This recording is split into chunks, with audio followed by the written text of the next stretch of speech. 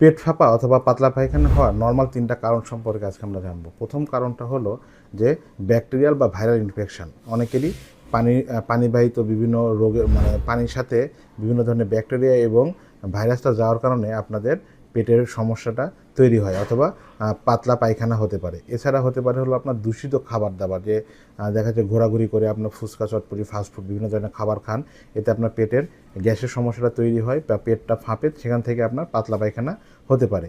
এছাড়া আরেকটা খুব নর্মালি যেটা আমরা কমনলি বলে থাকি, সেটা হলো যে অতিরিক্ত মানে তেল চর্বি জাতীয় যে খাবার দাবারগুলো আছে, যেমন ধরেন মনে করেন যে গরুর মাংস, খাসির মাংস, ঠিক আছে, এই জাতীয় খাবারগুলো খেলেও অনেক সময় আপনার পেটটা ফাঁপতে পারে, পেটে গ্যাস হতে পারে এবং সেখান থেকে আপনার পাতলা পায়খানা হতে পারে। সো এই সমস্যাগুলো যদি হয়ে থাকে অবশ্যই আপনি ডাক্তারের পরামর্শ নিয়ে আপনার সমস্যাটা সমাধান করবেন। আর তাছাড়া যদি আপনার অনেকেরই দীর্ঘস্থায়ী একটা সমস্যা থেকে থাকে, সেটা হলো আপনার আইবিএস বা ইনফ্লামেটরি বাউল সিনড্রোম, যেটাতে আপনার প্রতিনিয়ত মানে দুধ জাতীয় খাবার খেলে অথবা ভালো কোনো কিছু খেলে আপনার পেটে সমস্যা হয়।